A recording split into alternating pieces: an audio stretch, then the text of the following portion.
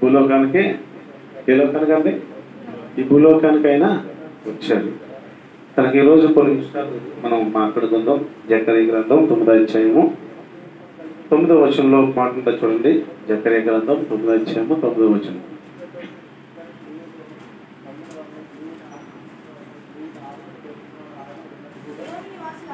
సియోనులో వాసులారా బహుగా సంతోషించండి, యెరూషలేము నివాసులారా ఉల్లాసముగా ఉండుడి. నీ రాజు నీతిపరుడును రక్షణ గలవాడును దీనుడునై గాడిద పిల్లలను ఎక్కి మీ వద్దకు వచ్చున్నాడు. చాలండి. పరిశుద్ధానికి వందనాలు. ఈ మాటల గురించి సిద్ధపడుతున్నాను. మరుగుపరిచినాలు మాట్లాడి సేవనే గ్రహించుకున్నదే గ్రహించండి. ఈ లేఖల నుంచి అనేక విషయాలు పరమ వ్యక్తి మాటలు మాతో మీరు మాట్లాడండి. నేను మాట్లాడితే ఎవరికి అర్థం కాదు. నేను నా స్వరాన్ని మరుగుపరిచి నీ ఆత్మీయ స్వరం దయచేయమని ఇప్పుడు వచ్చిన 10 ఒక్కరి బిడ్డలు తెరపడడం ప్రభు దయచండి. వాళ్ళ హృదయాలు తెరబడాలి, నేను వారి చెవులు తెరబడాలి, వారి మనసు తెరబడాలి ప్రభా. వారి ఆలోచనలు ఈ లెక్క నుంచి నేను బయటకు పోవాలి. యేసుక్రీస్తు నామములో ప్రభా నీ మాటలు పట్టుకుని ప్రభా నేను మా యొక్క గ్రామాలకు వెళ్ళినప్పుడు, మా కుటుంబాల దగ్గరికి వెళ్ళినప్పుడు మాకు సంతోషం ఆనందంతో ఉండాలి ప్రభా. అటువంటి హృదయాన్ని మాకు దయచేయమని యేసుక్రీస్తు నామములో అడుగుతాం పరమ తండ్రి, ఆమేన్. ఇక్కడ కొన్ని మాటలు ఉంటాయి. ఇక్కడ 5 మాటలు ఉంటాయి. ఇక్కడ ఎన్ని మాటలు ఉంటాయి అంటే 5 మాటలు ఉంటాయి. మొదటిది ఏంటంట సంతోషం, అంటే ఆనందం. ఏంటంట ఆనందించేది. రెండోది రాజుగా వస్తున్నాడని. మూడోది న్యాయవంతుడిగా వస్తున్నాడని. నాలుగోది విమోచకుడిగా వస్తున్నాడని. ఐదోదిగా సాత్వికుడిగా వస్తున్నాడని. ఇక్కడ ఈ మాటలు జకర్యా చెప్తున్నాడు. ఈ మాట ఎవరు చెప్తారట? జకర్యా చెప్తున్నాడు. ఈ మాటల కోసం కొద్ది నిమిషాలు మనం జ్ఞాపం చేసుకోవడానికి ప్రయత్నం చేద్దాం. చూడండి, మొట్టమొదటిగా గాడిద మీద ఎలా వస్తున్నాడంట? ఆయన ఆనందంతో వస్తున్నాడంట. ఎలా వస్తున్నాడంట? ఉల్లాసంతో ఆయన వస్తున్నాడు. చూడండి, మత్తయి రాసిన సువార్త 21వ అధ్యాయము 9వ వచనం చదవండి.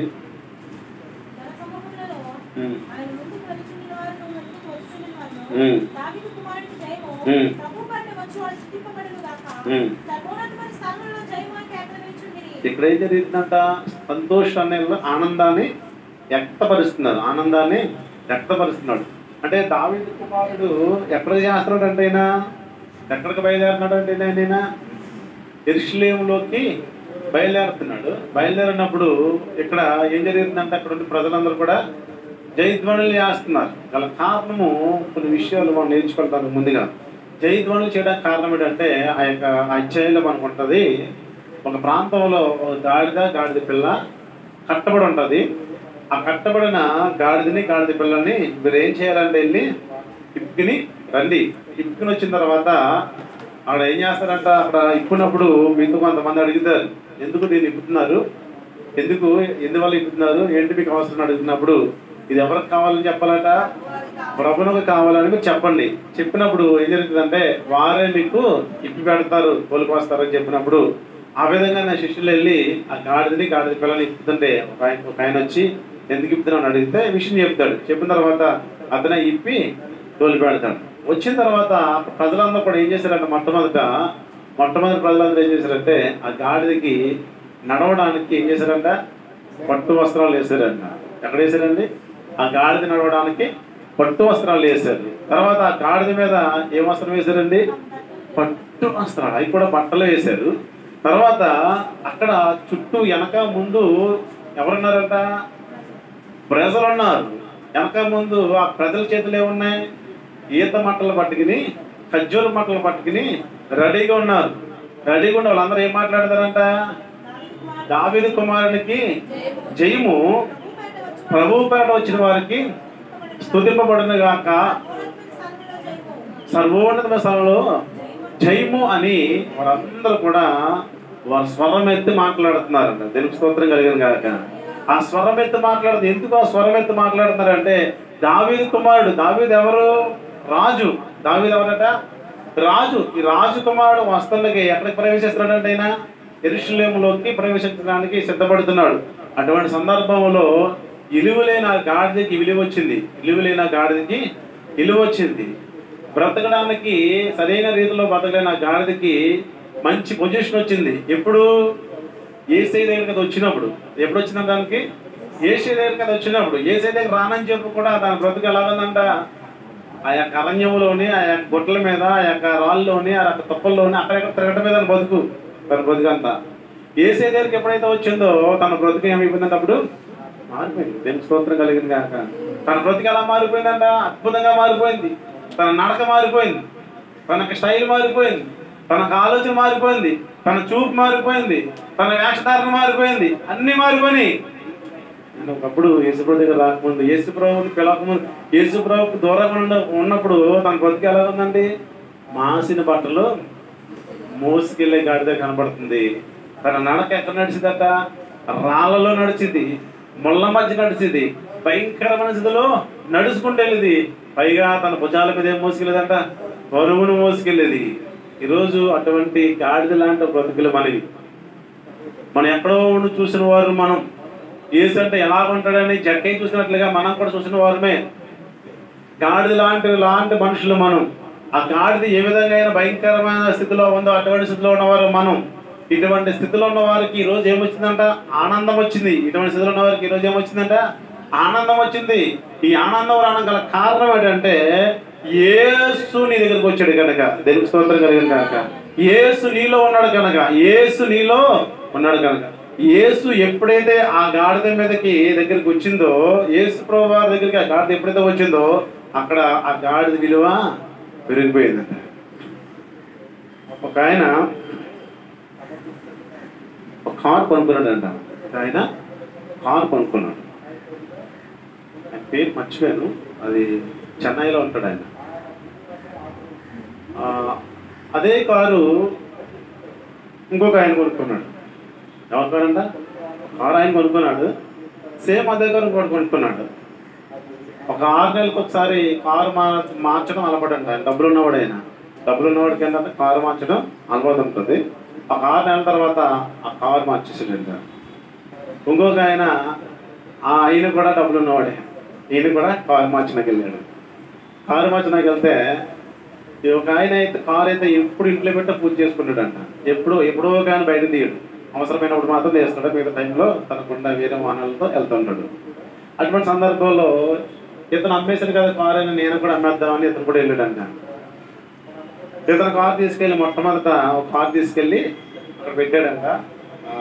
దానికి ఎక్స్చేంజ్ ఆఫర్లు పెడతారు. ఎక్స్చేంజ్ అంటే ఈ కారు తీసుకుని మళ్ళీ వేరే కారు కొనుక్కునేలాగా ఎక్స్చేంజ్ పెడతారు. పెట్టినప్పుడు ఈ కారు పెట్టుకెళ్ళి అక్కడ పెట్టిన తర్వాత దానికి వెల కట్టాడంట. దానికి ఎంత కొన్నప్పుడేమో 5 లక్షల రూపాయలు కొన్నారంట. కొన్నప్పుడు ఎంత 5 లక్షల రూపాయలు కొన్నారంట. దాని ఎక్స్చేంజ్లోకి వెళ్ళినప్పటికి దాని వెల ఎంత పలికిందండి, 2 లక్షలు పలికిందంట. ఎన్నాళ్ళు వాడాడు ఈయన, ఎన్నాళ్ళండి 6 నెలలు వాడాడు అంతే. 2 లక్షలు కట్టాడంట. ఆ 2 లక్షలు కానీ ఎక్కువ రాదా అని అడిగితే రాదని చెప్పాడంట. ఓకే, దానికి ఎగ్రైపోయి తీసుకెళ్ళిపోయాడు. తర్వాత ఇంకొక ఆయన ఉన్నాడు కదా, ఆయన కారు కూడా అమ్మాయి 6 నెలలకు ఒకసారి మార్చేదారు కదా, ఆయన కూడా అక్కడికి కారు ఇచ్చేసిందంట. ఇచ్చిన తర్వాత రేట్ కట్టిందంటే ఆయన అన్నారంట, అక్కడ షోరూమ్ ఓనర్ అన్నాడంట, మీ కారుకి రేట్ కట్టాలని కొంత టైం కావాలన్నాడంట. ఆ కారుకి రేట్ కట్టాలంటే కొంత టైం కావాలన్నాడంట. ఎందుకయ్యా టైం అంటే రేపు చెప్తానులేండి అన్నాడంట. రేపు చెప్తానండి అన్నాడంట. అన్న తర్వాత ఆయన వెళ్ళిపోయాడు. రేపు మర్నాడు ప్రతి న్యూస్ పేపర్లో వాళ్ళన్న మనిషి వాడిన కారు ఏలం పాట పెడుతున్నాం, మీలో కావాల్సిన వారు ఎవరైనా ఉంటే రండి అని ఆ పేపర్లో, న్యూస్ పేపర్లోని, టీవీ స్క్రోలింగ్లోని వేసారట. వేయగానే కొన్ని వందల మంది ఆ కారు కావాలని వచ్చారంట. కొన్ని వందల మంది ఆ కారు కావాలని వచ్చారంట. ఎందుకని వచ్చారు ఆ కారు కావాలని అంటే, ఇతని పేరు ప్రపంచంలో మంచిగా పలికే పేరు అవుతుంది. ఆ కారు వాల్యూ తక్కువే,